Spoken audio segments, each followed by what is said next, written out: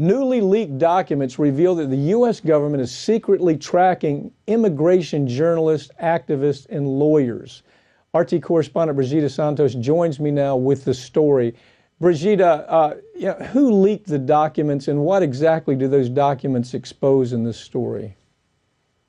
Well, the documents were leaked by an anonymous Homeland Security source to a San Diego-based investigative news team. That person remained anonymous because of the sensitive nature of these documents.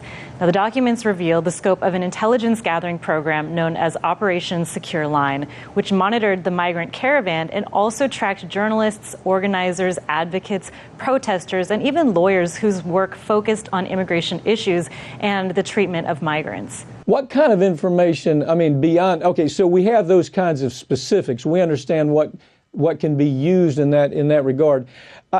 Here's the interesting point. When you actually are targeting reporters and advocates and lawyers involved, it's pretty clear that the Constitution, regardless of what the setting is, if it's conduct by an American official, if it is an extension of a policy by the government that leads to these kinds of accusations, it's pretty serious stuff. Constitutionally, it's the kind of thing that actually could land people in jail if it goes as deep as what I suspect from the early signs of this. First of all, this is not legal. You would agree with that. What's your take on that? So no, it's not legal. The American Civil Liberties Union says that it's unconstitutional for the Department of Homeland Security to single out journalists, advocates, and lawyers solely because they've spoken out against government immigration policies. While the government may not like this type of speech, as you said, it's protected under the First Amendment. In a statement, the ACLU says the First Amendment bars interference with freedom of the press, and it doesn't permit the government to retaliate against people based on their viewpoints. That means the government can't single people out simply because it disagrees with the messages that they're conveying. Yeah, it's like we have forgotten the Frank Church hearings, and now this whole thing is ginning up again, spinning up again in the American public because, again, you know what I think of corporate media.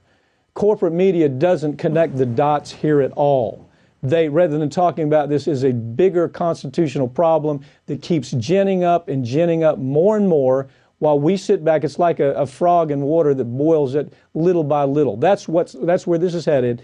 And unfortunately, we're not even teaching civics in school anymore. We're not teaching this kind of history in school anymore to where a millennial understands that we've been through this before and it was so bad that journalists were physically targeted. Lawyers were physically targeted because the federal government thought they had that kind of power. That's where this is headed.